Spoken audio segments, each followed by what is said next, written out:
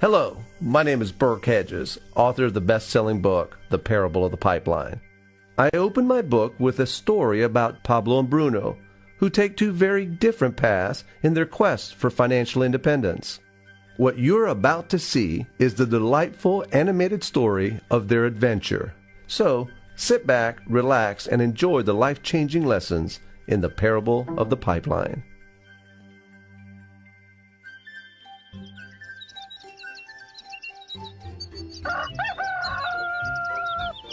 Far away, in a small village, near a beautiful valley, lived two friends, Pablo and Bruno.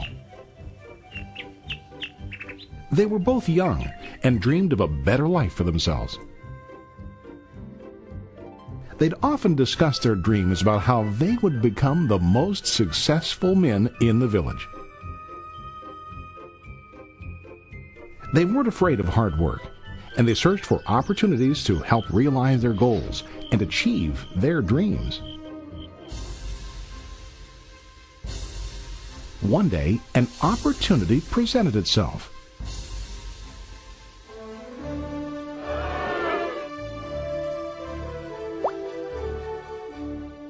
The mayor of the village decided to hire two people to bring water from a spring up on the mountain, across the valley, back down to the village.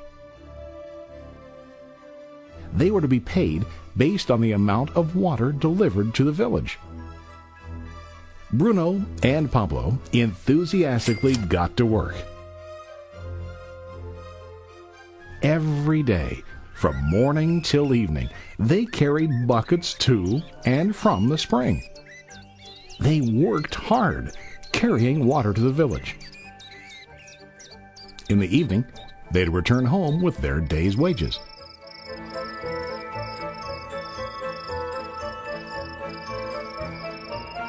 Bruno was satisfied with his work and the money he earned. He was sure that with this work he could achieve his dreams.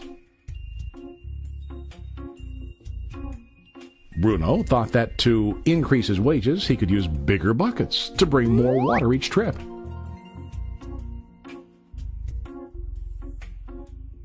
He believed with a larger income he would soon be able to buy a cow and the house that he dreamed about.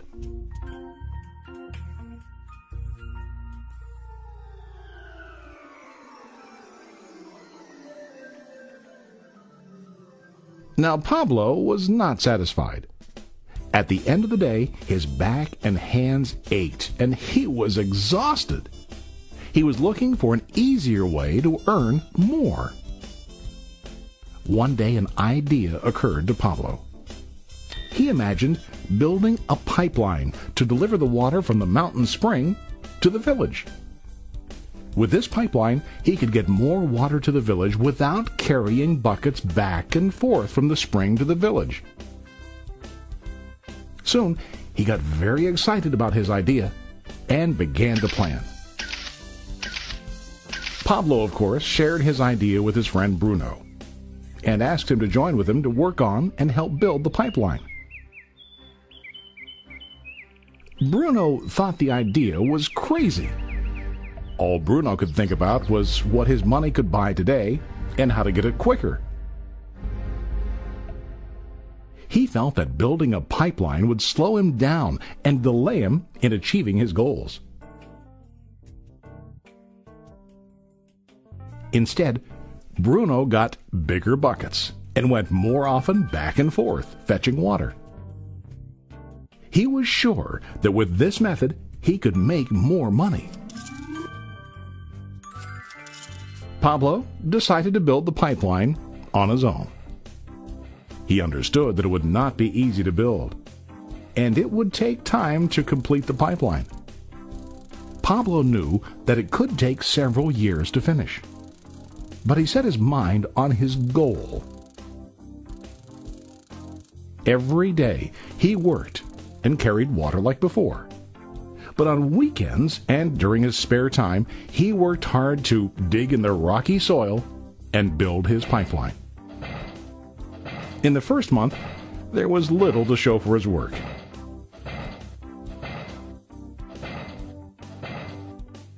Bruno and the villagers laughed and teased him. They called him Pablo the Pipeline Man. During this time, Bruno's income doubled. He already bought a cow and a bigger house.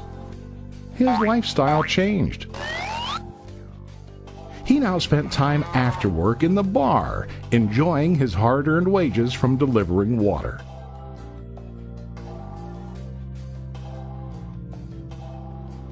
What Bruno didn't realize was that his body was starting to stoop from carrying the heavy buckets every day.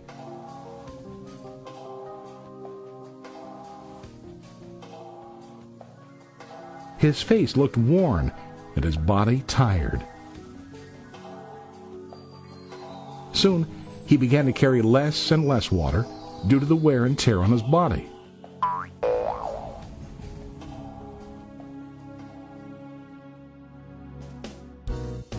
Month after month, Pablo worked. Soon a year passed, and then a second year. Finally, Pablo finished his pipeline. He now used his pipeline to deliver water to the village instead of carrying buckets. Pablo was now earning more money than ever before. The water continued flowing to the village, while Pablo wasn't working. While he slept and ate, the water flowed. Pablo was happy and proud of his insight, persistence, and hard work. Now his income flowed as long as the water flowed through his pipeline.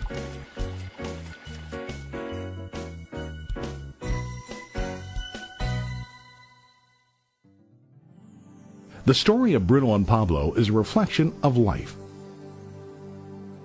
Their jobs symbolize what most people do to earn money. Bruno gets his money using buckets.